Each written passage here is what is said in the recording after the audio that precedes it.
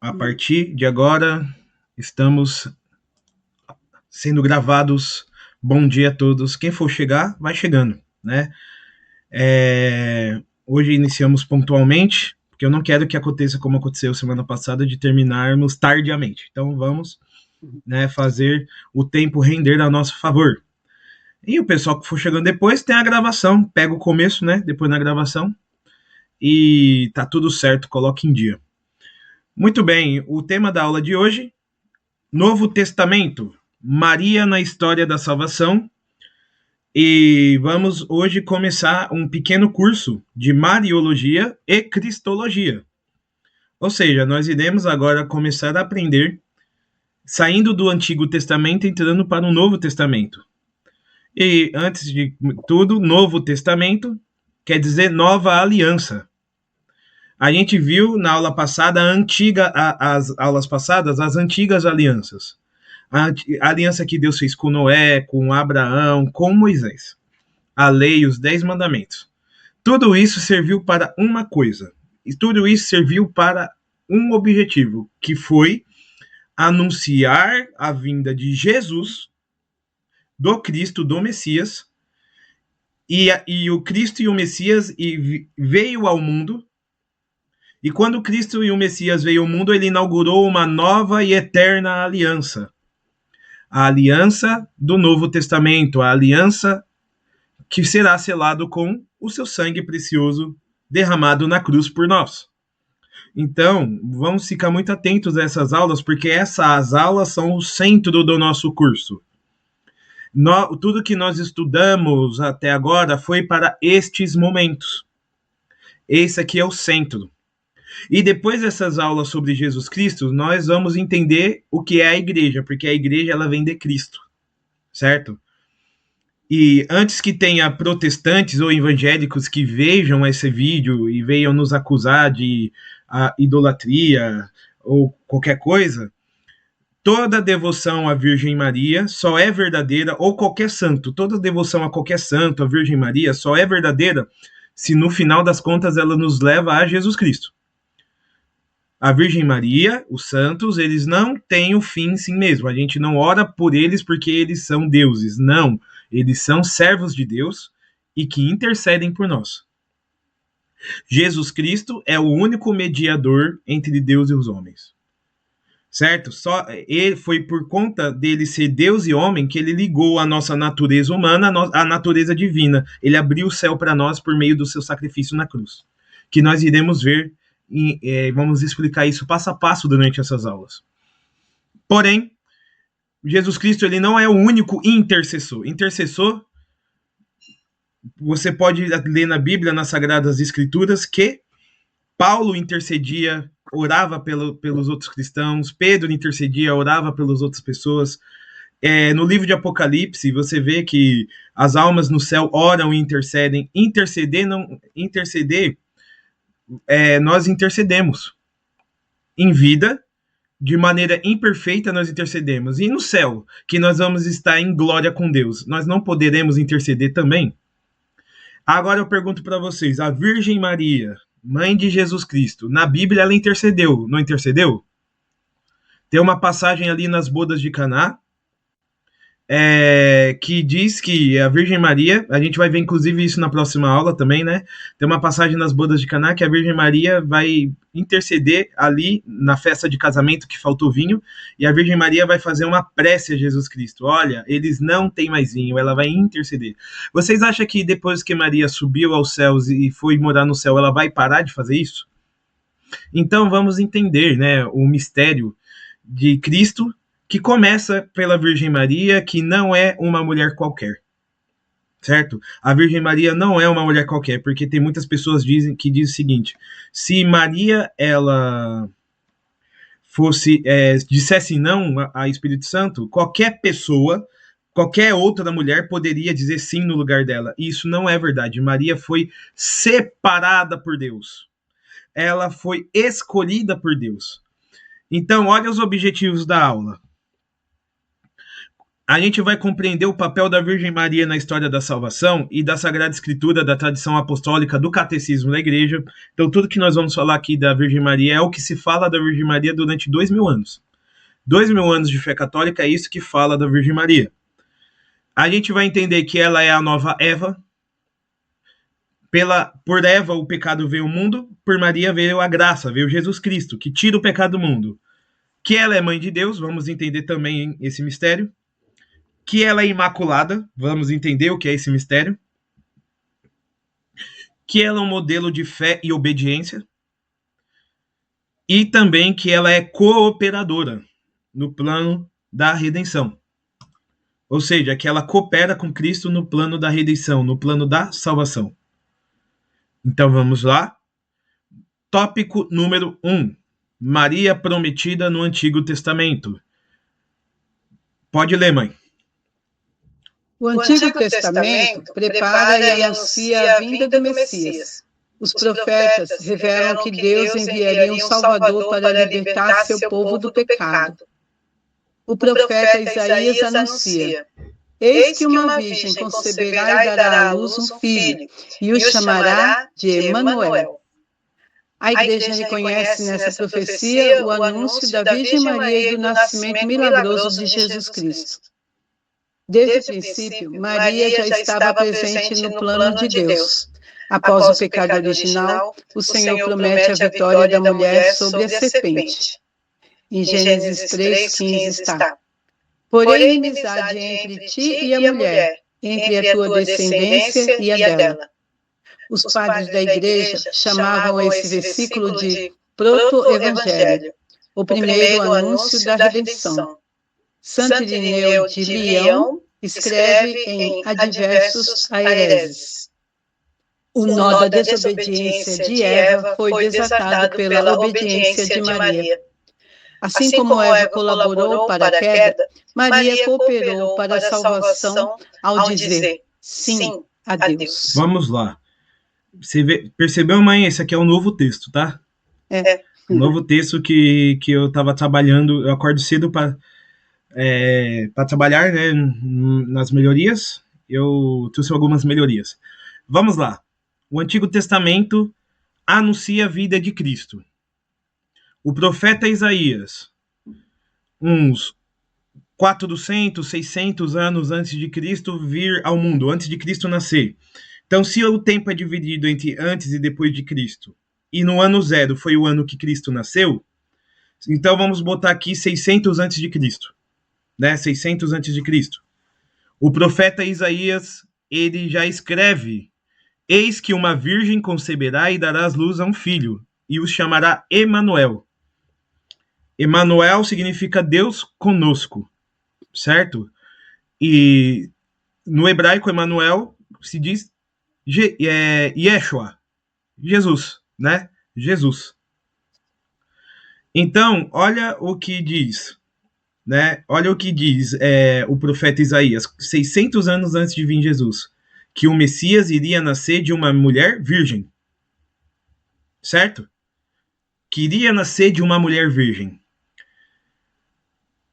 E então, essa mulher virgem pode ser qualquer mulher? Vamos dizer que o lado das mulheres na história da salvação está meio ruim por conta da Eva, assim como dos homens está meio ruim por conta do Adão. Eva, quando ela pecou contra Deus, se lembra da aula lá do Gênesis, que a gente viu o pecado de Adão e Eva? Quando ela pecou contra Deus, ela trouxe para o mundo, ela trouxe para a nossa natureza o pecado, não foi? Eva trouxe para a nossa natureza o pecado, foi ou não foi, gente? Então, Eva trouxe para nós a condenação, a morte, a doença, a dor. Por conta de uma mulher entrou o mal no mundo, o pecado no mundo. E a Eva, ela vai dizer: quem mandou eu fazer isso foi a serpente. E a serpente, que a gente sabe muito bem que é o diabo, o Satanás. Certo? E Deus, ele vai falar uma coisa: porém, lá no texto de Gênesis, porém, vai falar para a serpente, vai falar: Satanás, presta atenção, porém inimizade entre ti e a mulher, entre tua descendência e a dela. Deixa eu perguntar para vocês. Será que Deus está falando aqui de Eva? Será que Deus está falando de Eva nesse texto? E é que não está descrito aqui, mas porém está escrito que a mulher pisará a cabeça da serpente. Né? Que essa mulher pisará a cabeça da serpente. Deixa eu perguntar uma coisa para vocês. Eva pisou na cabeça da serpente? Não, Eva foi. Quem pisou na cabeça de Eva foi a serpente. A serpente envenenou Eva. Então, pode ser Eva essa mulher que vai pisar na cabeça da serpente e que colocará e que terá inimizade entre ela e a serpente? Pode ser Eva essa mulher? Não tem como. Eva, ela sucumbiu no pecado. Então, Deus não está falando nessa passagem de Eva. Deus está falando de uma outra mulher que vai vir desfazer o que Eva fez.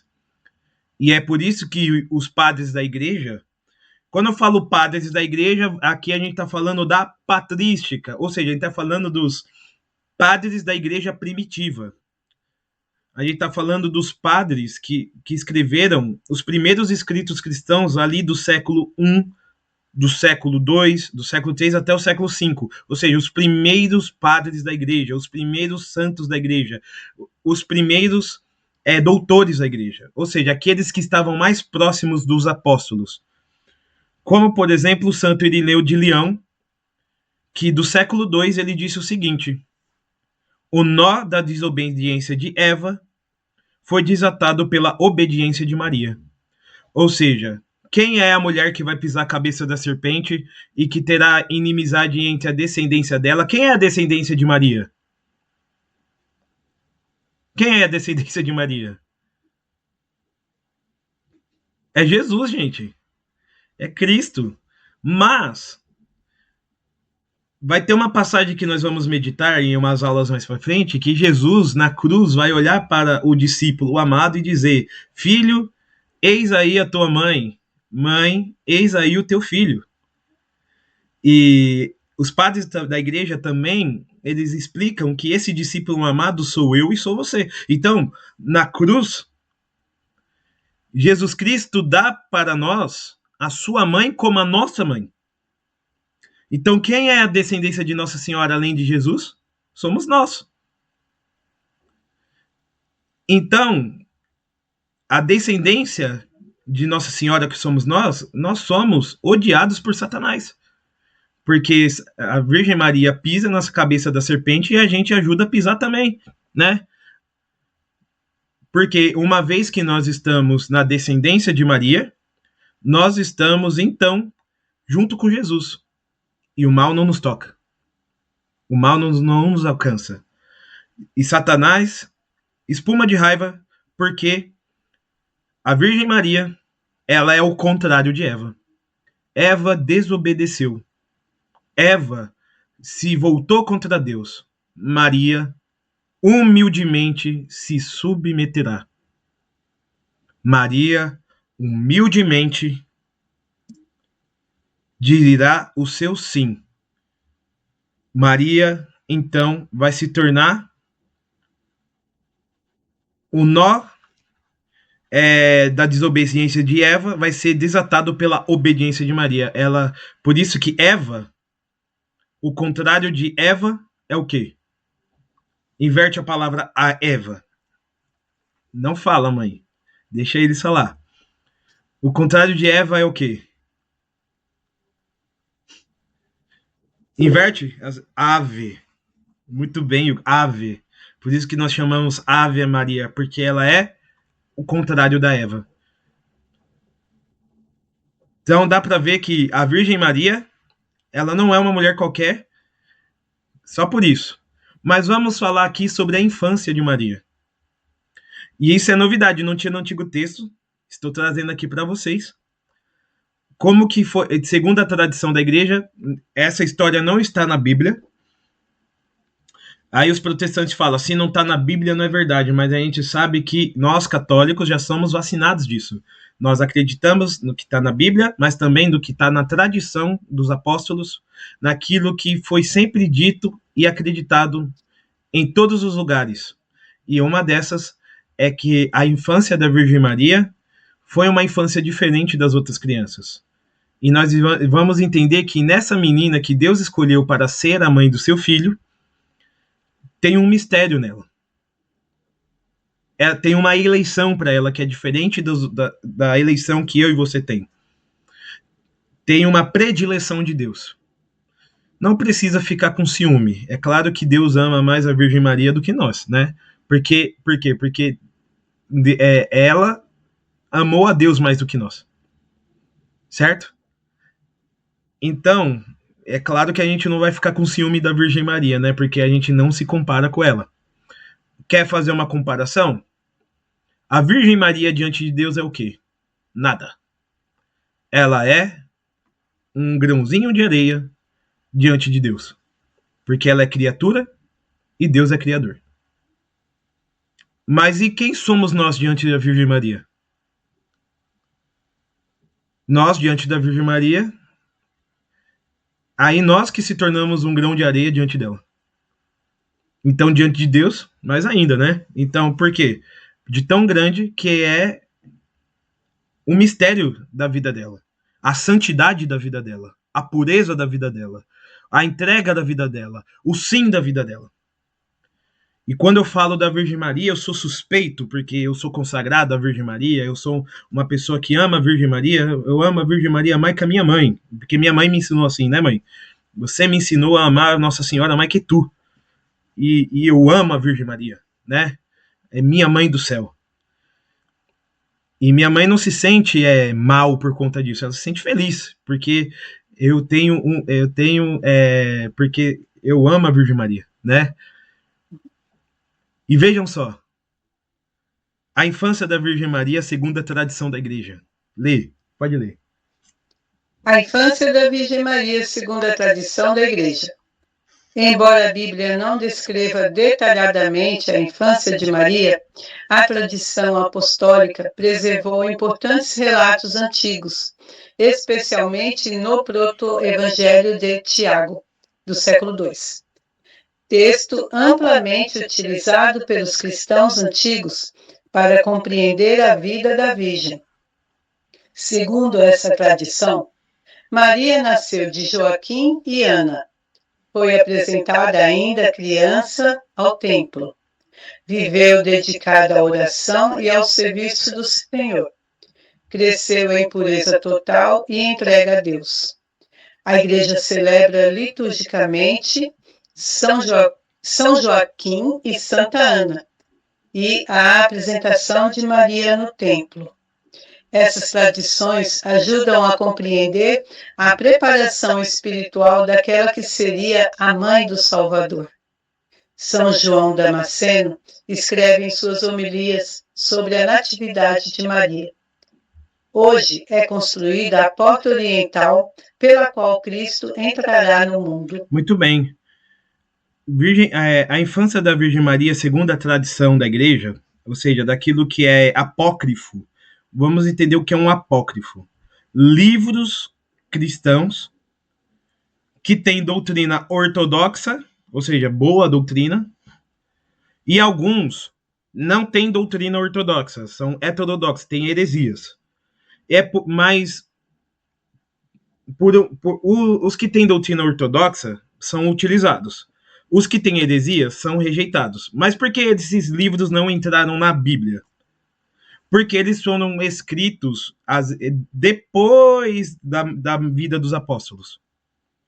Que nem esse evangelho de Tiago, ele foi escrito no século II. Portanto, ele não foi escrito pelo apóstolo Tiago, porque o apóstolo Tiago já tinha morrido antes. Né? Então, por isso que a igreja reconheceu que esse texto é bom, não contém nenhuma heresia, porém não foi escrito pelo autor Tiago, talvez foi por um discípulo do apóstolo Tiago, ou por alguém que aprendeu com o Tiago e por humildade colocou o nome do apóstolo Tiago para não colocar o seu. Isso acontece bastante na história cristã, né? Eu não vou colocar meu próprio nome, porque se o texto ficar famoso, eu não quero receber a glória, então eu vou colocar o nome de outra pessoa, certo? Isso acontece bastante, é o pessoal que usa pseudônimos, né? Mas esse texto do Evangelho para Tiago, ele fala bastante sobre como foi a infância da Virgem Maria. E também tem outras fontes, mas essa aqui é a mais célebre. Primeiro, Joaquim e Ana eram idosos, certo? Joaquim e Ana, eles eram idosos. Como eles eram idosos, eles não poderiam engravidar. Como eles não poderiam engravidar, eles eram pessoas consideradas amaldiçoadas. Por quê? Quando você não conseguia engravidar na Judéia antiga, a noção que as pessoas tinham era de que você era um amaldiçoado. Triste, mas é a realidade, certo? A noção é que você é um amaldiçoado. Portanto, eles sofriam muito, derramavam lágrimas diante de Deus, e um dia um anjo, que a tradição diz que é o anjo Gabriel, apareceu a São Joaquim, dizendo que eles teriam uma menina. E essa menina, uma vez nascida, deveria ser dedicada à oração no templo. Então, Maria, quando nasceu, né, quando ela completou ali a idade de 10, 12 anos, ela é enviada para o templo de Jerusalém, onde ela iria servir como virgem consagrada no templo de Jerusalém, aprendendo as sagradas escrituras e tudo mais. Perceba, desde criança, ela cresceu em pureza total, entrega a Deus. E essas duas datas, né, são os dias de São Joaquim e Santa Ana e a apresentação de Maria do Templo, são datas litúrgicas que a igreja celebra. Então, essa história pode ser contada como canônica, como católica. Então, a infância da Virgem Maria, ela se dedicou a estudo da Sagrada Escritura no templo, ou seja, Nossa Senhora, ela era uma mulher culta, tá bom? Ela não era, o pessoal fala assim, ela era uma simples menina de Nazaré, que não sabia de nada. Não, ela cresceu no templo. Ela é douta na palavra de Deus. Tanto que quando o anjo Gabriel for aparecer para ela, no próximo tópico, ela vai saber sobre as escrituras. Ela vai saber responder o anjo conforme uma pessoa que sabe das escrituras pode responder. Por quê? Porque ela foi dedicada ao serviço do templo, certo? Ela foi dedicada ao serviço do templo. Então, São Joaquim...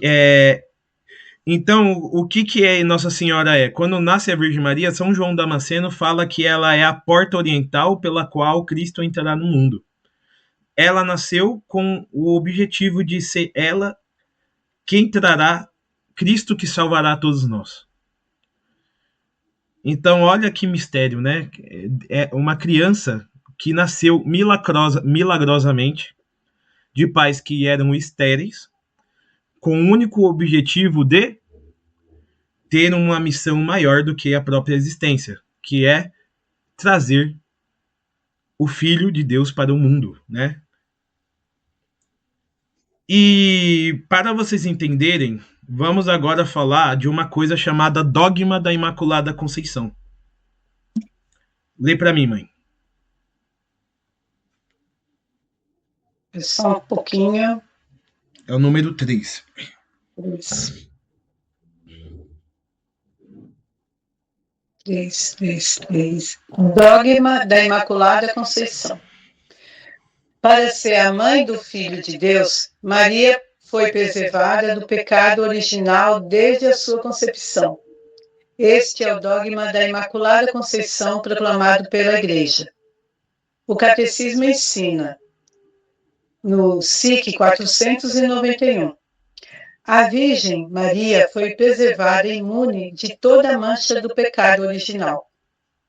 O anjo Gabriel a saúda dizendo: Ave, cheia de graça, em Lucas 1, 28. A expressão cheia de graça indica a plenitude da graça divina. São Tomás de Aquino explica na Suma Teológica que Maria recebeu graças proporcionais à dignidade de ser mãe de Deus. Santo Efrem da Síria escreve em seus hinos: só tu e tua mãe sois totalmente belos. Maria não é uma mulher comum. Deus preparou um vaso puro para receber seu filho. Vamos lá. Pessoal, Jesus Cristo, Deus, sendo Deus, ele nascerá de uma mulher mortal. Pode o puro nascer de algo impuro? Responda para mim. Pode o puro nascer de algo impuro? Sim ou não? Obviamente que não. A Virgem Maria, para ser a mãe de Deus, ela precisou ser poupada da consequência de Eva. Ou seja, no momento da concepção da Virgem Maria, ela foi livre do pecado original. Então, o pecado nunca tocou a Virgem Maria, nem o pecado de Eva, que todos os humanos nascem, ela foi livre. É por isso que nós chamamos de Imaculada Conceição. Ou seja, o anjo Gabriel, quando chega nela, em Lucas 1:28, vai dizer ave cheia de graça. A expressão cheia de graça indica plenitude da graça divina. Ou seja, pergunto para vocês, na Bíblia, os anjos aparecem a várias pessoas. Quantas vezes os anjos falam para as pessoas que aparecem, os anjos se dobram e dizem que eles são cheios de graça? Normalmente, quando o anjo aparece na Bíblia, a pessoa que recebe a visita do anjo fica apavorada, por causa que o anjo puro, santo, e a pessoa fica assim, meu Deus, um anjo, eu vou morrer. Não, a Virgem Maria, o anjo apareceu e o anjo olhou para ela e falou, ave cheia de graça. O anjo olhou para a Virgem Maria e viu que ela era cheia de graça, ela era plena da graça, cheia do dom de Deus. E para um anjo admitir isso, significa que ela tinha mais graça que o próprio anjo que o anunciava. Ora, os anjos que estão no céu nunca pecaram. Se os anjos que estão no céu nunca pecaram, olham para a Virgem Maria e dizem que ela é cheia de graça, então o pecado nunca habitou a vida dela. Nem o pecado pessoal, que é aquele pecado que a gente comete porque a gente quer, e nem o pecado original, que é o pecado que nós nascemos. Que é o pecado que nós nascemos. Só por ser humano, a gente nasce com o pecado original, portanto, precisamos de batismo. A Virgem Maria não precisou ser batizada porque nela não tem pecado. Ela nasceu como Eva antes do pecado, como Adão antes do pecado. Puro, imaculado, sem pecado. E essa graça foi dada para Deus porque ela geraria, então, o quê? O Filho de Deus. Para que de uma mulher pura nascesse o mais puro de todos os seres, que é Cristo. Senão, Cristo teria que ter nascido de um corpo que foi tocado pelo diabo. Imagina se isso seria possível. Cristo nascer de um corpo que foi tocado pelo Satanás. Porque nós, antes do nosso batismo, nós somos propriedade do capeta. Depois do batismo, nos tornamos propriedade de Deus. Certo? Portanto, admitir que Maria nasceu em pecado seria admitir que ela pertenceu ao diabo e que a mãe de Deus pertenceu ao diabo. Isso é um absurdo. Por isso quem vai nos ajudar a entender como que Deus faz isso com a Virgem Maria vai ser o Beato Dom Zescoto. Mas preste atenção, gente. Só tem uma forma de você se livrar do pecado, que é pelo sacrifício de Cristo. Pergunto, como que a Virgem Maria foi salva pelo sacrifício de Cristo na cruz, se na hora da concepção Cristo nem tinha vindo a esse mundo e se sacrificado? Como que isso é possível? Muitos protestantes vão objetar nesse sentido. E é por isso que o Beato João Danz Escoto vai nos ajudar com um bom argumento. Fala, mãe.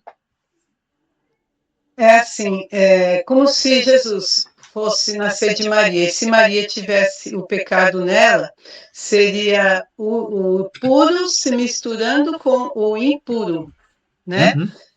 E tem um sinal na nova era que todo mundo usa pensando que é um sinal bonitinho, uma marca, né? Que quando a gente usa, a gente sem querer está professando isso. Que o puro e o impuro caminham juntos, que é aquele sinal, acho que é Hang Luz que Não, fala, é né? Yin Yang. Yin Yang, né? Isso. Que é o preto junto com o branco que se misturam, mas na verdade o puro e o impuro não se misturam. Né? Então, o Yin Yang, ele não é cristão por conta disso. Porque está dizendo que existe o bem no mal e existe o mal no bem. E a gente sabe que o bem é bem e o mal é mal. Não se pode se misturar os dois. E que, na verdade, o Yin Yang diz que o bem existe na proporção do mal e o mal existe na proporção do bem. Que estão dizendo que o bem e o mal são iguais. Não. O bem, ele é superior, muito superior. E o mal, ele é uma privação do bem, como diz Santo Agostinho. Como assim? Onde que existe quando vai existir alguma coisa ruim? Quando não tiver alguma coisa boa. Certo? Ou seja, só vai existir o mal quando não ter o bem. Quando o ser humano escolhe não seguir o bem, existe o mal. Ou seja, o mal ele é um pequeno pedaço da existência. E o bem é muito maior que o mal. Então o Yin Yang é uma heresia, nesse sentido. Então, olha o que vai dizer o Beato Dan João Zescoto. Eu vou ler porque tem algumas coisas em latim aqui. Ele formulou o famoso argumento Pituit, dequit, ergo fecit. Deus podia fazê-lo, convinha fazê-lo, portanto fez. Dom Zescoto explica que Deus tinha o poder de preservar Maria do pecado original. Deus ele é onipotente ou não é? Deus é onipotente ou não é? Deus é poderoso, ele pode fazer o que quiser. Pode ou não pode? Então, ele poderia escolher uma criatura para ser a exceção do pecado de Eva? Sim. E por quê? Porque convinha fazer. Pelo menos uma criatura tinha que estar livre do pecado de Eva. Por quê? Porque Cristo teria que vir a esse mundo. E ele teria que vir a esse mundo por uma pessoa. Essa pessoa que fosse gerar Cristo tinha que ser pura. Então então Deus ele escolhe de todos os seres humanos que vão existir uma das suas criaturas para que ela seja preservada desse mal que vai afetar todos menos ela. Então podia fazê-lo, convinha fazê-lo porque Cristo iria vir e portanto fez. Logo, Deus realizou essa graça singular. E que graça foi essa? Deus, ele é atemporal. Certo? Então, olha que vai dizer assim. Segundo ele, Maria também foi salva por Cristo. É porque os protestantes dizem que Maria não pode ser imaculada, porque lá no Magnífica, ela chama Jesus de meu Salvador. Ou seja, se você foi salvo, é porque você tem um pecado para ser salvo, certo? Muito bom o argumento dos evangélicos, mas vamos prestar atenção numa coisa. Maria, ela não foi salva porque pecou. Ela foi salva porque antes de ela no momento que ela foi concebida, ela foi livre do pecado por Cristo. Mas como que isso é possível? Deus, ele é atemporal. Vamos lá, segundo ele, Maria também foi salva por Cristo, porém de modo preventivo. Não sendo libertada depois da queda, mas preservada antes de cair no pecado original pelos méritos futuros de Jesus Cristo. Essa doutrina foi posteriormente confirmada pela Igreja no dogma proclamado pelo Papa Pio IX em 1854, na bula Ineffabilis Deus. Então, Deus, ele olhou que no futuro Cristo iria nascer, ele foi até o futuro, viu Cristo crucificado, e quando Cristo morreu na cruz, ele, como Deus é atemporal, ele está fora do tempo, ele trouxe a graça do futuro para o presente da concepção da Virgem Maria. Então, pelos méritos de Cristo, que irá ainda morrer na cruz, ela foi salva do pecado original. Isso é um mistério, tá, gente? Professor, que confuso, mas Deus preservou ela no pecado original, sabendo que dela sairá o Salvador, que irá no futuro morrer por ela, e que irá trazer e por conta disso irá trazer essa graça para o momento presente da concepção dela. Então, ela foi salva de maneira preventiva. Aí Maria pode dizer: a minha alma engrandece e glorifica ao meu Senhor, meu exulta Espírito de Deus, meu Salvador. Porque ela foi salva no momento da sua concepção e de maneira preventiva. E quem pode fazer isso senão Deus? Que é onipotente, atemporal e que convinha fazer isso. Porque vamos pensar o seguinte, sabe uma coisa que a gente não falou, mas quando Moisés fez os 10 mandamentos junto com Deus, ele guardava esses 10 mandamentos dentro de uma arca de ouro, a Arca da Aliança.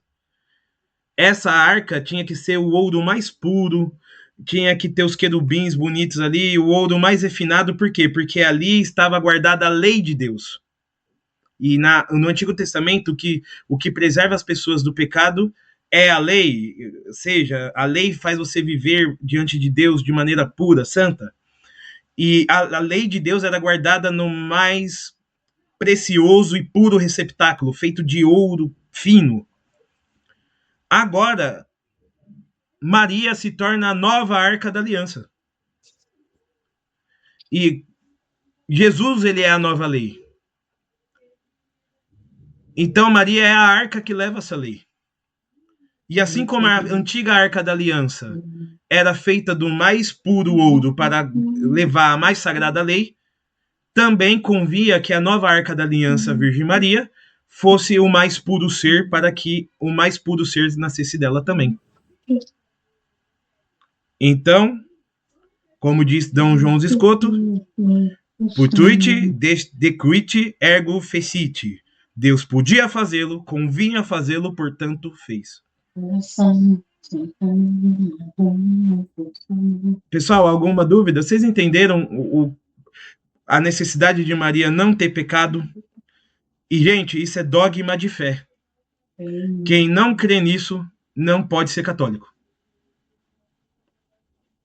Quem não crê nesse mistério não pode ser católico.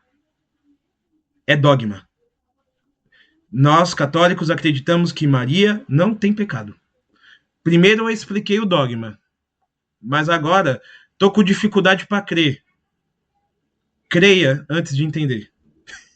Primeiro você crê e depois o Espírito Santo ajuda você a entender. Entendeu? Número 4, a anunciação. A anunciação. Quando eu aperto aqui, o negocinho sai dali.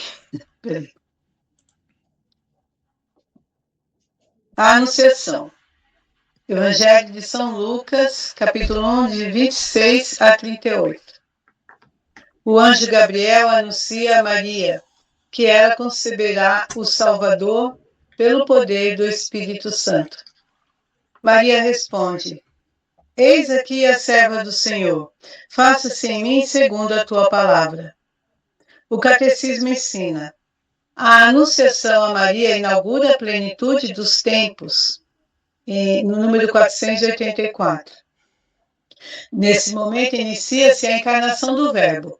Jesus é concebido milagrosamente no ventre da Virgem Maria sem participação humana. o Espírito Santo virá sobre ti. Maria torna-se Mãe de Deus, arca da nova aliança e início da nova criação. Santo Agostinho escreve em Sermão 215. Maria concebeu Cristo primeiro no coração, pela fé, antes de concebê-lo no ventre. Pode ler o 5. Maria Nova Eva. O sim de Maria repara a desobediência de Eva. Eva disse não a Deus. Maria responde com obediência perfeita. O catecismo afirma: ao pronunciar o fiat da Anunciação, Maria colabora com toda a obra a realizar por seu filho. 973. São Justino Mártir ensina em diálogo com Trifão. Eva, ainda virgem, concebeu a palavra da serpente. Maria concebeu fé e alegria.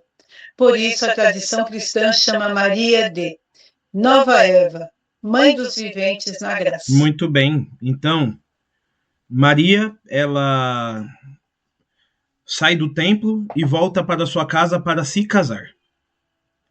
Ela se casa com São José. José, esposo da Virgem Maria. O casamento judaico ele é dividido em duas partes, tá, gente? A primeira parte, os noivos são prometidos uns aos outros, certo? Tem um compromisso de um aceitar o outro, então acabou. Quem estava de olho em um e o outro não pode estar mais de olho, porque um já está entrelaçado com o outro, e já são juridicamente casados. Então Maria juridicamente estava casado, só estava esperando a segunda parte, que é a cerimônia, com a festa, e os judeus fazem 7 dias de festa, né?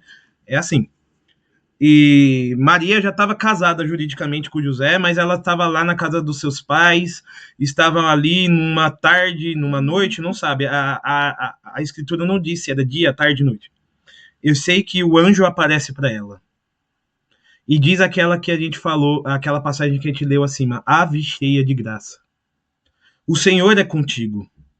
Maria, e o anjo ele diz assim: conceberás o Salvador. Eis que darás à luz um filho, que será chamado Emanuel. O que Isaías disse? Eis que uma virgem conceberá e dará à luz a um filho, chamado Emanuel. Deus conosco. E o anjo veio e anunciou as mesmas palavras de Isaías. As mesmas palavras de Isaías. E vejam só. Maria vai responder. Depois vocês leiam toda essa passagem aqui, tá? Que eu tô parafraseando, tá, gente? Lucas 1, 26 a 38. Lucas 1, 26 a 38. Vocês têm que ler, tá? Quando eu falo que vocês têm que ler, vocês têm que ler. Certo? Não é sugestão do professor, é obrigação, tá? Maria vai dizer: como pode isso acontecer se eu não conheço o varão? Maria era virgem. E Maria não vai falar: como que eu vou engravidar se eu não casei ainda e ainda vai demorar um tempo para me casar? E o anjo disse: o Espírito do Senhor lhe cobrirá com a sombra. A sombra do Altíssimo te cobrirá, Maria. E tu ficarás grávida por prodígio, por graça do Espírito Santo. E diante disso, Maria poderia dizer: não. Não entendo, não quero. Vocês diriam assim, se um anjo aparecesse e falasse isso para vocês? Você sentiria medo, você sentiria... Talvez você não se sentiria digno. Mas Maria olhou para o anjo e disse: eis-me aqui. Eis aqui a serva do Senhor. Faça-se em mim segundo a tua palavra. E o anjo foi embora. E naquele momento, o Verbo se fez carne. O Espírito Santo toma a Virgem Maria e Jesus ele é concebido. E a igreja celebra essa data no dia 25 de março, gente. A data que a gente chama da encarnação do Verbo. O Verbo encarnado. Porque para nós, Cristo, ele não se faz carne no Natal. Não, Cristo, ele não se faz carne no Natal. Não, Cristo se faz carne no momento que é concebido no ventre da Virgem Maria. E isso baseia a nossa fé de que a vida humana, ela é desde a concepção. Ela é desde a concepção. A gente celebra a vida de Cristo desde a concepção, desde o momento que ele foi concebido no ventre da Virgem Maria pelo Espírito Santo. Vocês estão entendendo? Então, o Salvador se fez carne. E aqui neste momento, Deus, ele entra na história. Jesus Cristo, o Verbo de Deus, a segunda pessoa da Santíssima Trindade, se torna homem no ventre dela, da Virgem Maria. Um ventre puro, imaculado, mas se torna homem no ventre dela, no ventre da Virgem Maria. Aí aqui tem um símbolo, ó, aproximar para vocês, aqui tem um símbolo do Espírito Santo. Por ação de quem? Não é de homem, não é de mulher, é por ação do Espírito Santo que ela está grávida. É por ação do Espírito Santo que ela está grávida. E esse filho, que é Jesus Cristo, irá salvar a humanidade. Irá salvar a humanidade. Irá salvar a humanidade de todo o pecado. Irá abrir as portas do céu para nós. Por isso que alguns santos falam que a Virgem Maria é a escada para o céu, porque se Cristo abriu a porta para o céu, quem é que trouxe Cristo? Foi ela. Então ela meio que uma escada que nos leva para o céu. Se Cristo veio ao mundo por Maria nós vamos a Jesus Cristo.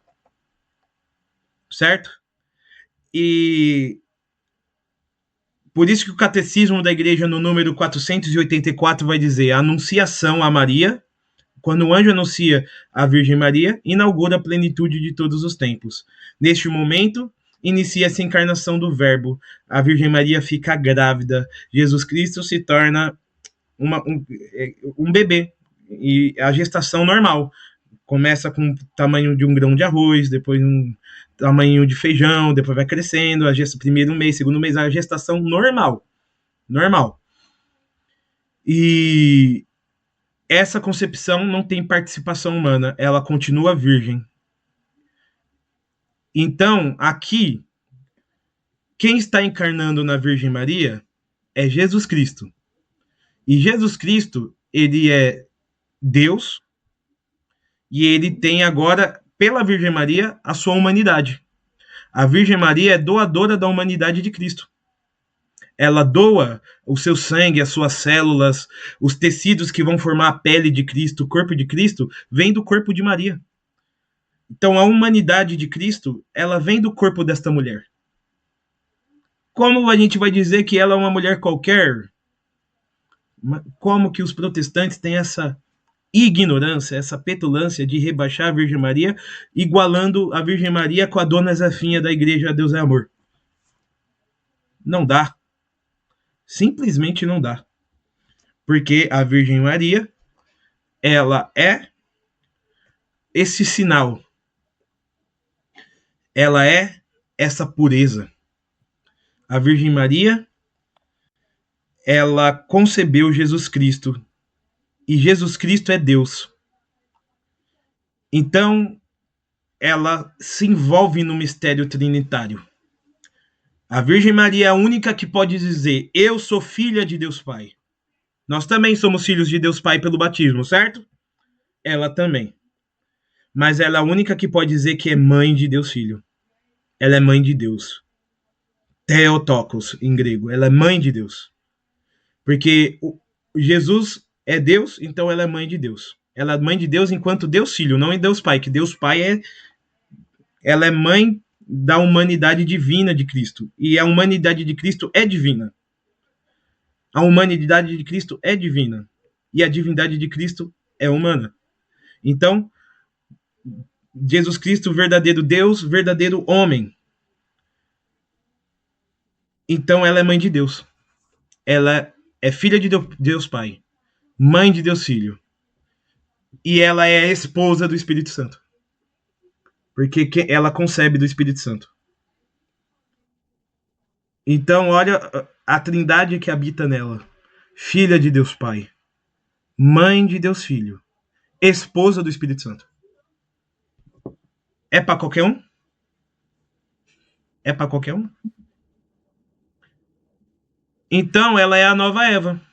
Aqui a gente entende o termo nova Eva. Quando, o catecismo vai dizer, no número 973, ao pronunciar o fiat, Maria colabora com toda a obra para realizar por seu filho. Eva, ela também disse sim a um anjo. Vamos lembrar que Satanás é um anjo, tá, gente? Um anjo caído. Eva disse sim a um anjo. Eva foi visitada por um anjo, e o anjo, Satanás, disse: coma do fruto, e ela falou, desobedeceu a Deus. Certo? Ela, ou seja, e Eva concebeu a palavra da serpente, o pecado e a morte. Maria, que é ave, o contrário de Eva, Maria vai conceber em seu a fé e a alegria, porque ela vai receber o anjo e ela vai dizer sim a Deus, ela vai ser obediente a Deus, então ela vai ser a anti-Eva. Então ela é a nova Eva. Amém? Pode falar, mãe. Lá no ofício da Imaculada Conceição, diz assim, ó, o trecho do relógio atrasado faz parte do hino das vésperas do ofício da Imaculada Conceição. Ele exalta Maria como um relógio, foi a chave para antecipar a salvação da humanidade. Uhum. Então, né? Pode completar. É isso. É isso. É o relógio, né? Nela esteve aquele relógio que foi a antecipação da graça de Cristo na alma de Maria para que ela pudesse levar o próprio Cristo em seu ventre e assim ficar livre dessas heresias que falam justamente sobre uma pecadora levar o Santo Cristo no corpo dela. Então, temos que combater isso, e na própria oração do ofício da Imaculada Conceição, que todo bom católico tem que fazer, já confessa essa verdade. Sim. Pessoal, vamos trocar de sala? Vamos? Vamos lá. Vamos trocar de sala?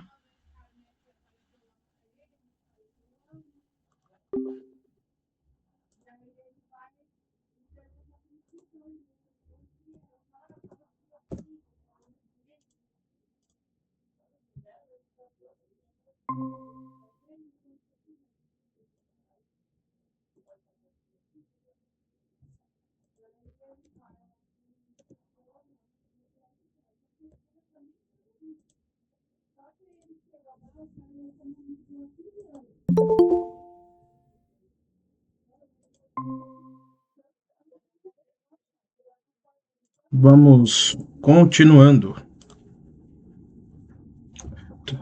Tudo bem, Ruth, até agora? Alguma dúvida?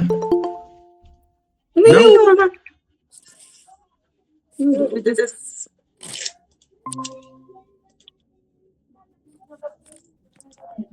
Então, vamos agora para o número... Agora nós iremos para o número... É o 6?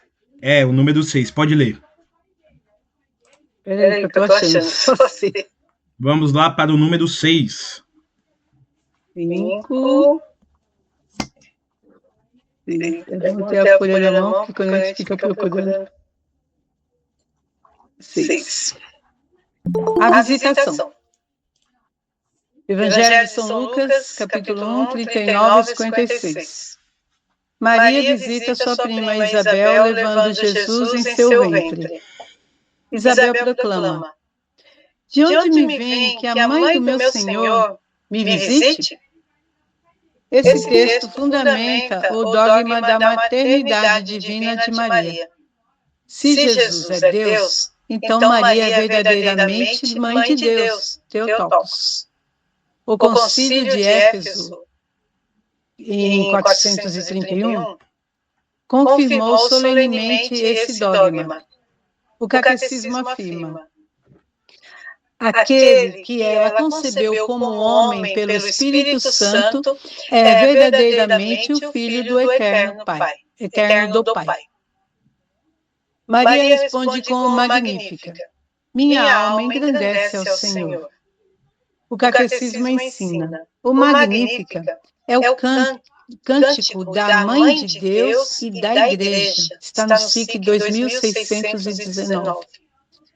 Maria mostra-se humilde, serva, obediente e cheia de fé. Muito bem. Maria, uma vez que ela ficou grávida do Filho de Deus, ela poderia dizer: agora eu sou a mãe de Deus, eu sou a mãe do Filho de Deus, eu quero carruagens, eu quero palácios, eu quero agora servos, empregados, porque eu sou chique, eu não sou mãe de qualquer um, eu sou filho do Rei dos Reis, do Senhor dos Senhores, eu quero... Não, mas ela continuou vivendo a sua vida normalmente. Acontece que quando o anjo foi visitar ela, o anjo falou para Maria o seguinte: a sua prima Isabel, ela tá grávida, tá bom?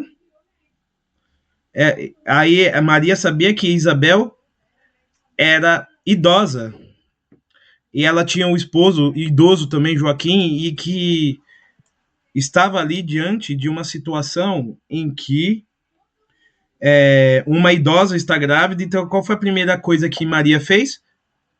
Se colocou a caminho até a casa de Isabel para ajudar a sua prima, que já estava com 6 meses de gestação.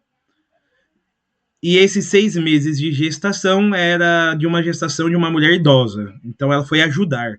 Então, a primeira coisa que Maria faz é servir. Maria, ela é serva. Então isso já serve para nós. Ela que era mãe de Deus, Senhor dos Senhores, e que se ela quisesse, Deus mandaria anjos, mandaria pessoas para servi-la, palácios. Não, a primeira coisa que ela fez foi ir até a casa de uma parente sua para ajudar, para lavar louça, para passar roupa, né? Sem contar a distância, né? E era uma distância longa, e ela grávida também, né? Os primeiros meses de gestação são perigosos, né? Para você ficar andando por aí. Mas ela foi. E chegando lá, Maria visita sua prima com Jesus, grávida de Jesus. Isabel proclama. Ela olha para a Virgem Maria. Imagina, você não vê essa mulher há anos. E ela olha para Maria. Maria não estava com barriga. Ela tinha acabado de conceber. Ela olha para a Virgem Maria e diz assim: de onde me vem que a mãe do meu Senhor venha me visitar? Como que essa mulher sabia que Maria estava grávida? O Espírito Santo disse. E olha como que Isabel trata Maria. Ela é a mãe do meu Senhor. Ela não é a mãe do profeta, ela não é a mãe do homem, ela é a mãe do Senhor. No hebraico, usa-se a palavra Adonai. Adonai. Ou seja, Isabel está dizendo que Maria é mãe de Deus. Ou seja, essa verdade de que Maria é mãe de Deus está expressa explicitamente em Lucas 1,43. Isabel diz: onde vem que a mãe do meu Senhor venha me visitar? E o ventre de Isabel se estremeceu. A Isabel estava grávida de quem? De João Batista. Aquele que, na próxima aula, a gente vai falar bastante dele, que vai anunciar Cristo, que vai pregar Cristo para as pessoas. E aquele que vai apontar para Cristo e dizer: eis o Cordeiro de Deus que tira o pecado do mundo. Eles eram primo. João Batista e Jesus era primo. E naquele momento vai dizer a tradição que, naquele momento, João Batista tem o seu pecado original apagado no ventre de Isabel. Por isso que ele vai se tornar um santo tão poderoso. Certo? Mas aqui está Maria, mãe de Deus. A gente falou já de 2 dogmas da Virgem Maria. A gente falou que ela é imaculada. A gente falou que ela é mãe de Deus. Theotokos. O Concílio de Éfeso em 431 confirmou isso. e é de fé católica. Quem é católico e diz que Maria não é mãe de Deus, não é católico. Certo? Pois bem, e qual vai ser a reação de Maria? Todo esse mistério, ela vai agradecer a Deus no maior hino que uma pessoa já uma das maiores orações da Bíblia. Acho que fica atrás apenas do Pai Nosso, que é: a minha alma engrandece ao Senhor. É a oração que a Virgem Maria vai fazer. E meu espírito exulta em Deus, meu Salvador.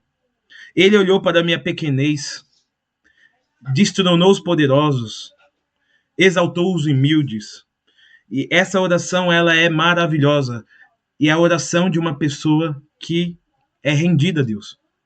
A Virgem Maria, por ser imaculada e santa, ela não tem os frutos de uma rainha soberba deste mundo, que é vamos dizer, que quer roupas luxuosas, não. Ela já tem o maior tesouro, que é Jesus. E nada mais importa. Qual é a maior riqueza que nós temos, senão a Cristo? Qual é a maior riqueza que ela poderia ter, se não gerar a Cristo e em Cristo servir os outros? E olha que importante, né? Neste momento, a gente vê que Maria, ela engrandece o Senhor. Vemos que Maria não é uma mulher soberba. Ela é mãe de Deus, ela é humilde, ela é serva, ela é obediente e ela é cheia de fé. A gente fala que Abraão é o pai da fé, Maria é a mãe. E não só mãe, ela tem a fé maior que a do Abraão. Número 7. O nascimento de Jesus, o mistério do Natal. Evangelho, São Lucas, capítulo 2, de 1 a 20. Jesus nasce na pobreza de Belém. O catecismo ensina: Jesus nasceu na humildade de um estábulo. O Rei do Universo nasce pobre para manifestar humildade, simplicidade, proximidade com os homens. Continua? Continua. A virgindade perpétua de Maria, a Igreja Católica ensina como dogma de fé a virgindade perpétua da Virgem Maria, antes do parto, durante o parto e depois do parto. Maria concebeu Jesus milagrosamente sem relação conjugal. O Espírito Santo virá sobre ti. Lucas 1:35. O profeta Isaías já havia anunciado: a Virgem conceberá e dará à luz a um filho. Isaías 7:14. O catecismo ensina: o aprofundamento da fé na maternidade virginal levou a Igreja a confessar a virgindade real e perpétua de Maria. Pode ler. A Virgem, antes do parto, Maria concebe Jesus sem conhecer homem. Como se fará isso, pois não conheço homem? A concepção de Cristo é a obra exclusiva do Espírito Santo. Virgem durante o parto. A tradição da Igreja ensina que o nascimento de Cristo foi milagroso e não violou a integridade virginal de Maria. O catecismo afirma: o nascimento de Cristo não diminuiu antes, consagrou a integridade virginal de sua mãe. Santo Agostinho escreve em Sermão 186. Assim como entrou com as portas fechadas após a ressurreição, saiu do ventre da Virgem sem violar sua pureza. Continue. Virgem depois do parto. Maria permaneceu virgem por toda a vida, totalmente consagrada a Deus. São Jerônimo defendeu fortemente essa verdade em sua obra Contra Elvídio, combatendo os erros que negavam a virgindade perpétua de Maria. O catecismo ensina, no Catecismo 510, Maria permaneceu virgem ao conceber seu filho, virgem ao dá-lo à luz, virgem grávida, virgem mãe e virgem perpétua. A virgindade perpétua manifesta-se a total consagração de Maria a Deus, a origem divina de Cristo, a singularidade da encarnação do Verbo. São Leão Magno escreve em seus Sermões do Natal: aquele que era verdadeiro Deus nasceu como verdadeiro homem. Muito bem, pessoal. Maria estava casada com José, ela volta da sua visita a Isabel, encontra José, e José vê ela com um barrigão. E o que vocês poderiam pensar que José pensou? A minha esposa, que eu nunca tive relação com ela, foi para uma viagem que durou 6 meses e voltou com um barrigão. O que qualquer pessoa sensata iria dizer? José, tu é boi, né?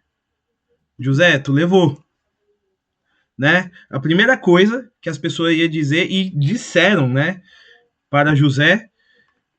E outra coisa, Maria aparecendo grávida e não sendo do marido dela, olha, iria dar B.O., ela poderia ser apedrejada pela lei de Moisés. A lei de Moisés diz que toda mulher adúltera iria ser apedrejada. Agora imagina Maria sozinha, tendo que explicar para as autoridades judaicas que ela engravidou do Espírito Santo. Quem ia acreditar? Porque isso não acontece todo dia, né? Tipo, eu engravidei do Espírito Santo, né? Normal. Não. Nunca isso aconteceu. José, ele iria fazer uma coisa.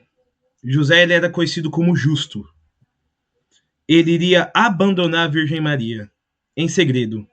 E sabe o que significa isso? Ele iria abandonar a Virgem Maria em segredo significa dizer que ele iria dizer que o filho era dele e que ele não quis assumir, que ele foi comprar cigarro e ir embora, entendeu? Mas assim Maria não iria ser apedrejada. Mas ao mesmo tempo ele não queria assumir um filho que não era dele. Mas ele não queria que Maria morresse apedrejada porque ele era justo. Então ele ia falar, o filho é meu e eu fui embora. E o pessoal ia falar, seu safado, deixou a mulher sozinha, né? Entendeu? Ele iria fazer isso para se sacrificar. Um dia, São José, ele estava dormindo. Aqui apresento para vocês a imagem de São José dormindo. E o anjo de Deus vai aparecer no seu sonho. E vai dizer, José, não tenha medo de assumir o filho de Maria. Porque esse filho é de Deus. Esse filho é de Deus. E José acordou. E José foi lá e se casou com a Virgem Maria. Foi para a segunda fase do casamento. Se casaram e passaram a viver juntos. E José, então, teve que obedecer a uma ordem do imperador romano. O imperador romano, que dominava toda a região, queria saber quantos súditos tinham em seu império. E manda que todas as pessoas, todos os homens, vá até a sua terra onde tem os seus descendentes. José, ele estava em Nazaré, mas ele era da descendência de Davi. Certo? José era da descendência de Davi. E isso cumpre uma profecia, que Jesus viria da descendência de Davi. E como José ele assume o papel de pai adotivo de Jesus Cristo, essa descendência é passada juridicamente para Jesus. Então, por isso que a gente fala que Jesus é o filho de Davi. Porque Jesus está na descendência de José. Não carnal, porque Jesus é filho de Deus, mas espiritual, afetiva, jurídica, moral. Ele é filho de Davi. Portanto, Jesus Cristo, no ventre da Virgem Maria, Maria já grávida aqui, né? Maria de barrigão, em cima da mula, vai de Nazaré para Belém. Uma viagem que hoje de carro dá umas 8 horas. Mas na época, 2 semanas, 3 semanas de burrinho. E quando eles chegaram em Belém, estava totalmente lotado. Não estava todo mundo lá para o recenseamento, né, para o pessoal ser contado, lotado. Não tinha lugar para que eles pudessem dormir. E adivinha só, nessa hora, dá a hora das dores do parto. Parece uma coisa, né? No momento que a gente está mais desesperado, aí vem o momento, né? Nessa hora deu a hora das dores do parto. Só que tem um detalhe, Maria não sentia dor no parto, tá? Ah, mas eu vi um filme, esses filmes, eles, tudo bem, licença poética, mas ela era mãe de Deus e imaculada. Como imaculada, ela não tinha dores no parto, entendeu? Ela não sentia dores, ela não ficava doente também. Por quê? Porque ela era como se fosse a Eva antes do pecado, certo? Mas começou a dar o momento do nascimento. Não tendo um hotel, eu fico imaginando José batendo de porta a porta. Ah, meu filho vai nascer, e todo mundo fechando a porta na cara dele. Sai daqui, seus pobres. Ah, não tem. Ou seja, alguém, uma alma caridosa, falou: ó, tem o estábulo onde tá os burrinhos, as vaquinhas, os bezerros. Fica lá. E foi ali que o Rei dos Reis, o Senhor dos Senhores, o nosso Salvador Jesus Cristo, nascerá ao relento. O Deus, que ser o maior rei de todos, não nasce num palácio. O maior rei de todos não nasce no luxo, e muito menos numa cama. Nasce envolto em palhas, envolvido em faixas, cercados de animais, cheio de cocô. E os animais estavam ali. E os primeiros que foram o visitar foram os humildes pastores. Os anjos aparecem aos pastores em Belém, que estavam ali trabalhando, e falaram: vão lá que nasceu o menino. Glória a Deus nas alturas e paz na terra aos homens por ele amado Jesus Cristo. O seu Deus nasceu. E os pastores vieram. Não vieram autoridades. Na verdade, tinha o rei Herodes que queria matar Jesus, na verdade, né? Aí vieram algumas autoridades, os 3 reis magos que vieram do Oriente, né? Mas pensa, gente, nosso Deus, nosso Senhor Jesus Cristo, ele nasce, Deus que se fez homem, Deus que se fez carne, o verbo que se fez carne e habitou entre nós, nasceu ao relento, no frio. Mas ele tinha o aconchego e o calor de uma mãe e de um pai. Deus se faz família. Deus, ele nasce numa família, e é por isso que a família, ela é importante. É por isso que a família deve ser defendida. Por quê? Porque Deus, ele não faz nada por acaso. Deus, ele não faz nada sem ter um sentido. Deus, ele quis nascer numa família porque ele quer passar a mensagem que a família é importante, ela deve ser cuidada. Porque até ele quis ter uma família. Jesus, quando veio a esse mundo, ele poderia vir sozinho. Ele poderia chegar já descendo com os anjos numa carruagem de fogo, mas não, ele quis se fazer como nós. Ele quis assumir as nossas dores. Ele quis assumir as nossas misérias. Ele quis assumir a nossa fraqueza. Para quê? Para curar-nos. Para nos curar. Este mesmo menino, na manjedoura, que 33 anos depois estará pregado na cruz. Ó, vinde e adoremos o Salvador.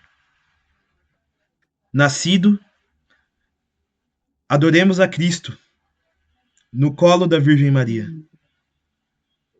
sob os cuidados de José, com os humildes pastores e os magos que vieram do Oriente. Imagina na sua mente o presépio. O presépio. Ofereceram para Jesus ouro por causa que ele é rei, Senhor. Incenso por conta da sua divindade, sua realeza. E mirra. A mirra é usada para preparar corpos para a morte. Porque ele veio para morrer por nós. Adoremos ao Senhor, porque ele nasce. Ele está aqui neste mundo. E Deus pensa em Jesus Cristo, Rei dos Reis, Senhor dos Senhores, agora encerrado num bebezinho. Num bebezinho. E ele depende dos seios da Virgem Maria para se amamentar. Ele depende do calor que a Virgem Maria e São José dá para ele para se aquecer. Ele é frágil. Ele é uma criança normal.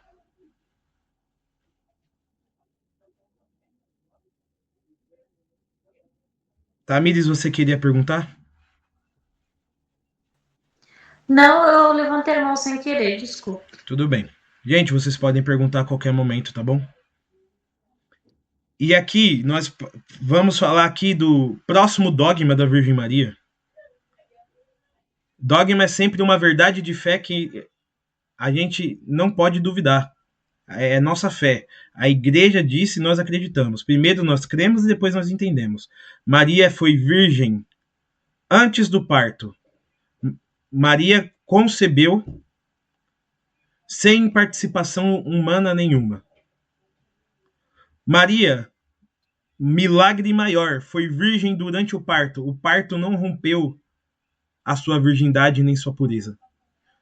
Como que isso é possível? Milagre. Milagre. Deus onipotente pode tudo. Porque assim como as portas assim como entrou com as portas fechadas após a ressurreição, saiu do ventre da Virgem Maria sem violar sua pureza. Assim diz Santo Agostinho sobre Jesus Cristo. Jesus Cristo, quando ele ressuscitou, ele aparecia nos lugares que estavam de portas fechadas. Como? Ele é Deus. E como que ele passou pela... Como é que ele nasceu da Virgem Maria sem violar o ímen, sem violar a sua pureza virginal? Da mesma forma. Ele passa do ventre para fora da Virgem Maria de maneira milagrosa, preservando a virgindade de sua mãe. E mais importante, a Virgem Maria virgem depois do parto. Porque tem um pessoal aí, nojento, que fica falando que o São José falou, agora que Jesus nasceu, agora vai, né? Não. José é castíssimo. Vamos aqui exaltar São José. Verdade, Felipe, porque não poucas vezes já vi gente falando isso, né? Ela foi virgem só até o parto. Depois disso, ela teve mais 8 filhos com então, José. Aqui, José Castíssimo, esse homem se casou com a Virgem Maria e nunca a tocou sexualmente. Nunca. Ai, como ele consegue? Porque, gente, eles eram uma família que tinha Deus no meio deles, era Cristo no meio deles. Ou seja, a santidade desse lar era uma coisa que nunca nenhum lar vai ter. Pode até tentar, mas não terá. Cristo no meio deles era a fonte da sua pureza, da sua castidade. Mas isso é um casamento que não é para todos. Era para só a família deles. Porque a família deles, a Sagrada Família, Jesus, Maria e José, era a família que Deus escolheu José para ter um pai visível nessa terra e a Virgem Maria para ser a sua mãe, para que ele pudesse ser inserido no mundo dos seres humanos como um ser humano que tem um pai e uma mãe. E também para dizer que a família foi escolhida como o meio que Deus quer que os homens vivam. Exato. Certo? Mas na Bíblia diz que Jesus tem irmãos. A palavra irmão na Bíblia, ela serve também para primo, parente, quem mora perto. Certo? Todos os que estão na Bíblia que fala que é irmão de Jesus, pode ver que tem um pai deles que não é São José. Ou seja, todas as vezes que você vê que Maria chegou a Jesus com seus irmãos do lado, quem é? São os parentes próximos, são os primos. São a parentaiada ali, por parte de mãe, por parte de pai, entendeu? Os primos ali, porque os judeus eles vivem assim, na mesma vila ali tem tio, tia, primo, e eles chamam-se todos de irmãos. entendeu? Todos de irmãos. Certo? Para o número 8. A apresentação no templo. Evangelho. Oi. A Tamires chegou. Tamires, você não quer ler? Eu ia perguntar isso, mas você não falou nada. Tá bom, só um minuto. Deixa eu me localizar, que o texto é grande. Estamos no número 8. Peraí. Já indo para o final.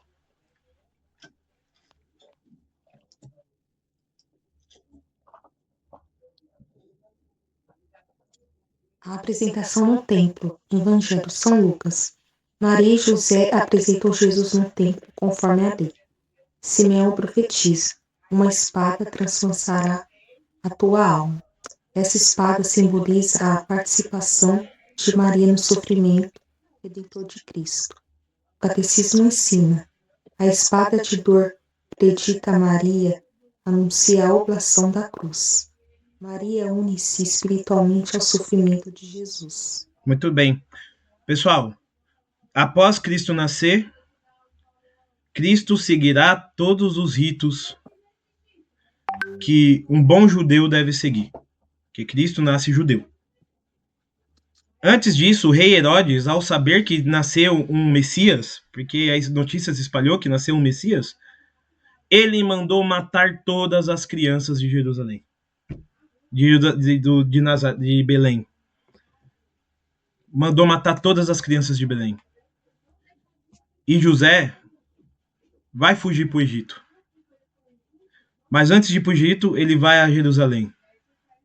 Para o quê? Para a circuncisão do menino, porque todos os meninos judeus devem ser circuncidados.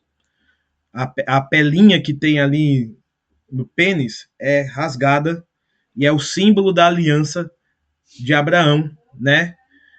Que a gente já estudou. O símbolo da aliança de Abraão é a circuncisão. E Jesus foi circuncidado ali. Vai dizer que a primeira gota de Jesus, a primeira gota de sangue de Jesus foi derramada por nós de ali. A primeira gota de Jesus foi derramada de ali na circuncisão. Isso já era o suficiente para a nossa salvação. Porém, Cristo não queria apenas fazer uma obra simples, pegar uma ponta de agulha e derramar o seu sangue por nós, pronto, acabou. Isso já seria o suficiente, porque o sangue dele tem valor infinito. Mas Cristo queria demonstrar o quanto que Deus nos ama.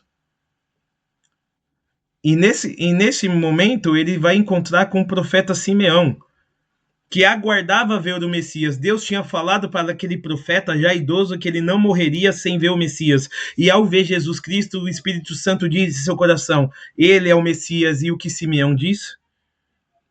Agora, Senhor, deixai o vosso servo ir em paz. Deixai o vosso servo ir em paz. Porque eu vi a salvação. Eu vi o Messias. E ele vai olhar para a Virgem Maria e dizer: enquanto a ti, e vai dizer várias coisas. Esse menino será uma causa de contradição, de soerguimento e de queda de muitos. E realmente, Jesus vai levantar muitos e vai fazer muitos caírem. Mas ele vai olhar para a Virgem Maria e dizer: enquanto a ti, uma espada de dor transpassará a sua alma. E o que significa essa frase? Essa frase vai dizer o catecismo: a espada de dor predita por Simeão anuncia a oblação da cruz.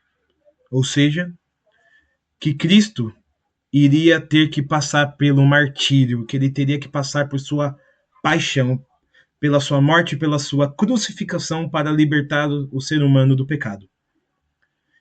E que Maria iria ver tudo isso. Maria iria ver tudo isso.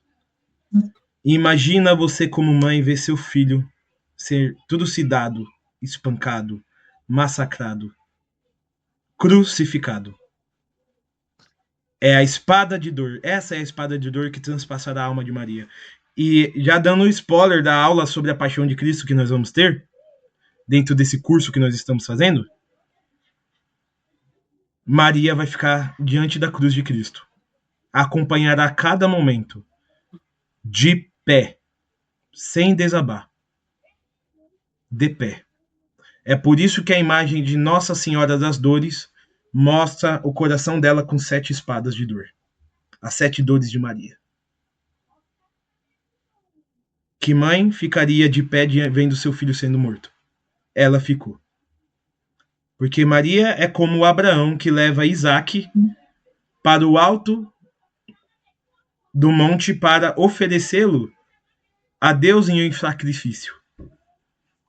Só que enquanto Deus poupou Isaac, Deus não poupa Cristo. Então a dor que Abraão não teve, Maria teve. Nossa Senhora das Dores. Enquanto a ti, uma espada de dor transpassará a sua alma. Maria une-se espiritualmente ao sofrimento de Cristo. O que Cristo sofrerá na carne, Maria sofrerá na alma. Essa seria, então, uma base para que nós possamos entender a cooperação que Maria tem na salvação. Não como uma mulher que foi só um instrumento, certo? Foi usada e depois descartada. Não. Deus não faz isso com a gente, vai fazer com ela. Tem protestante que, para denegrir a imagem da Virgem Maria, coloca ela como, sei lá, a mais infiel das pessoas. E tipo assim, a pessoa não fala do jeito que fala de Maria dela mesma. E olha o tanto de coisa que Maria fez, e você vai olhar a vida da pessoa, a pessoa é nada. Né? É um merda que fica falando mal da mãe de Jesus. Eu fico imaginando essas pessoas entrando no céu. E oi, Jesus, eu te amo. Aí Jesus olhando assim para elas e falou: opa, mas você me ama, mas você esculachou a minha mãe e quer entrar aqui no céu. Esculachou a mãe de Deus e quer entrar no céu. Você deixaria alguém que esculacha a sua mãe entrar na tua casa? Que xinga a tua mãe? Você deixaria? Agora você acha que alguém que fica falando mal da Virgem Maria, denigre a imagem da Virgem Maria, desonra a mãe de Jesus Cristo, porque Cristo, enquanto esteve em vida, honrou a sua mãe. E Jesus Cristo, ele vai dizer, não é o servo maior do que o Senhor. Se Jesus Cristo honrou a Virgem Maria, quem somos nós para não honrá-la? Para não amá-la? Se Jesus Cristo nos deu ela como mãe, lá na cruz, quem somos nós para não aceitar? Ah, não. Ela foi uma mulher qualquer. Qualquer é você. Você que está assistindo esse vídeo, que está com esses argumentos na cabeça, qualquer é você. Pobre coitado. Eu defendo a Virgem Maria mesmo. Eu não tenho paciência, não. Ela tem, né? A Virgem Maria tem, eu não. Vamos lá, gente. 9.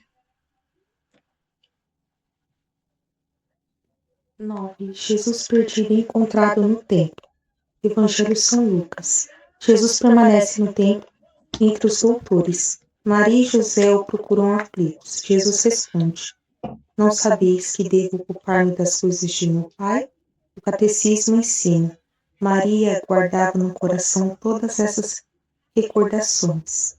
Maria é modelo de meditação, silêncio, contemplação e fidelidade. Mesmo sendo Deus, Jesus era obediente a Maria e José, e era-lhes submisso. São Bernardo de Claraval dizia: nunca se ouviu dizer que alguém tenha recorrido à proteção de Maria e tenha sido desamparado. A Igreja reconhece que Maria continua exercendo maternidade espiritual sobre os cristãos, intercedendo junto de seu filho. Muito bem, olha.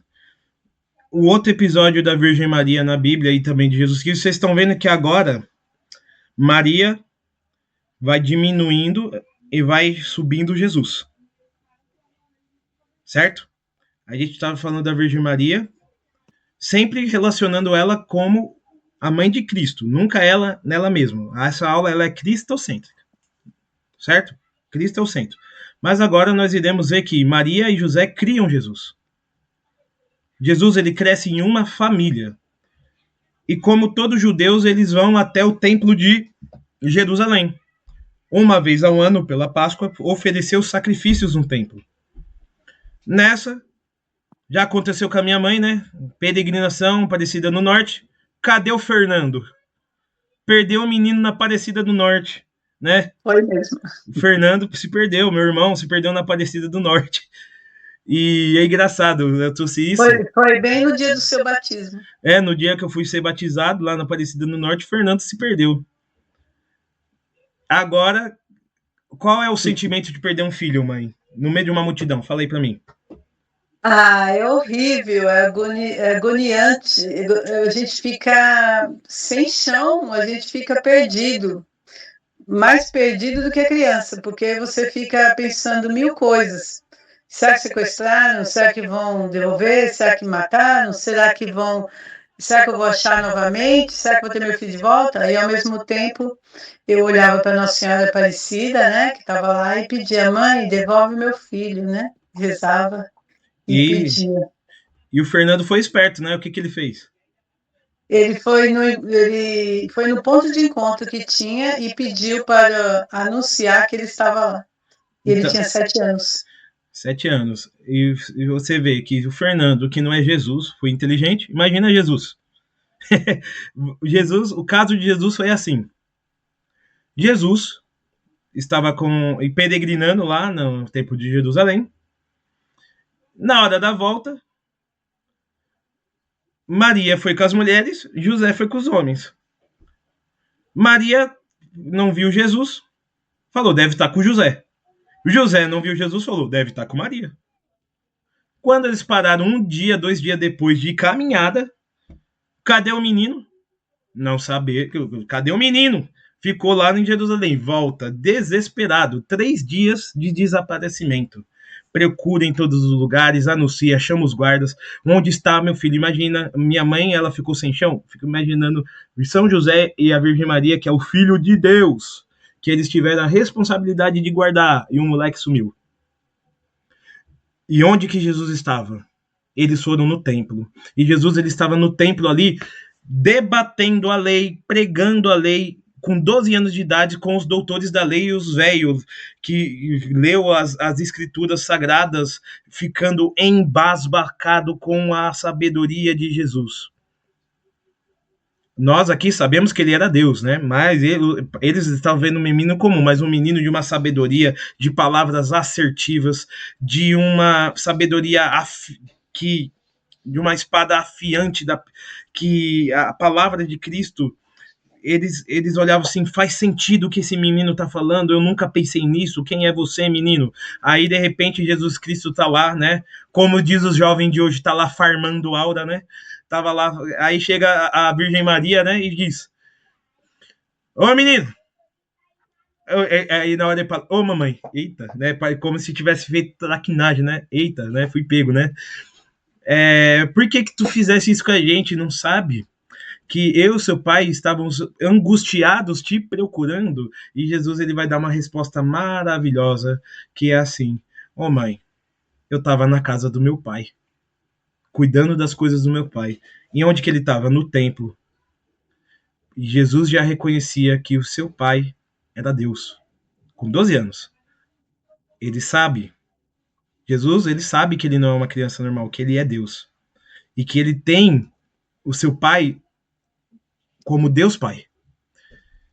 E o mais interessante é que Maria não respondeu nada. Ela ouvia e guardava todas essas coisas no seu coração. Você pode perceber que na Sagrada Escritura, uma coisa que diz sobre a Virgem Maria é que ela guarda todas as coisas em seu coração e medita no silêncio, na contemplação, na fidelidade. E vai dizer a palavra, Lucas 2,51. Jesus voltou com eles e em tudo ele era submisso.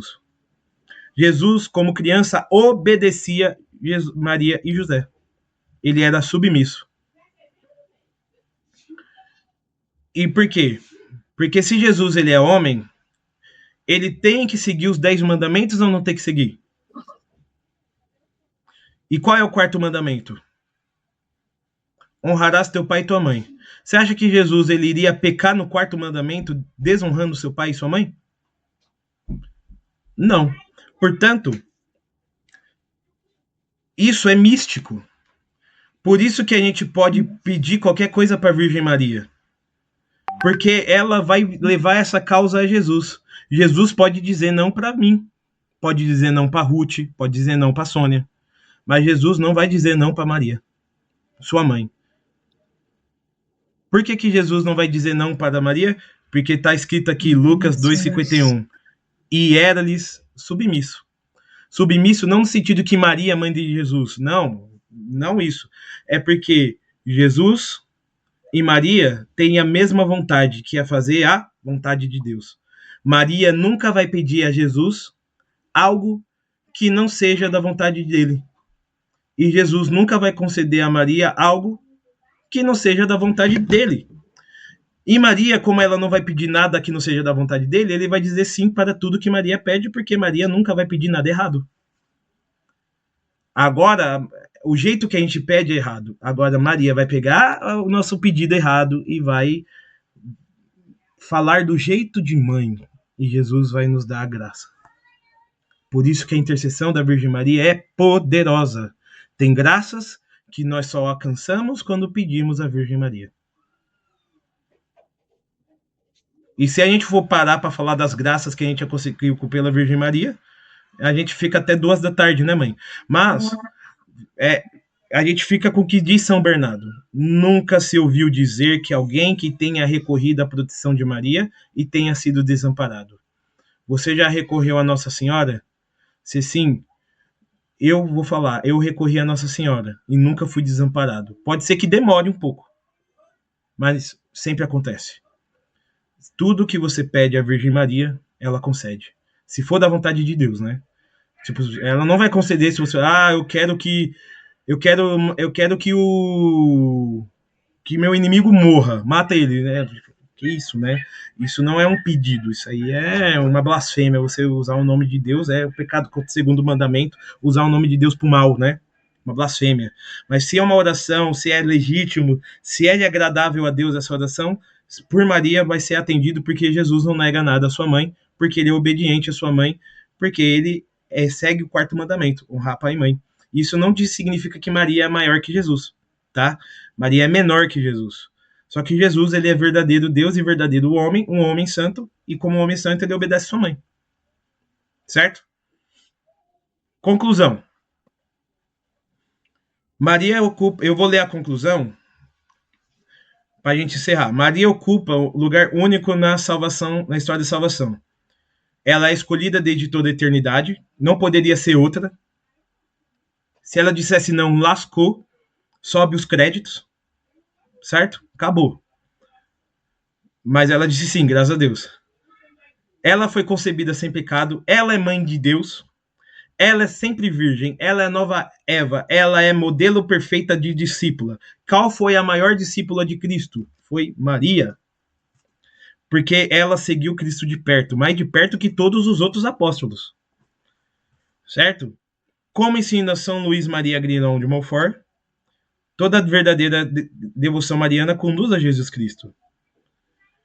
Ele vai citar a Jesus por Maria, certo? Maria nunca aponta para si mesma, mas sempre para Cristo. Porque Maria vai dizer, e essa frase que está escrita aqui vai ser a última coisa que Maria vai dizer na Bíblia. Depois disso ela se cala. Fazei tudo o que ele vos disser. O desejo da Virgem Maria é que a gente faça tudo o que Cristo quer. A aula de hoje foi essa. Obrigado pela atenção.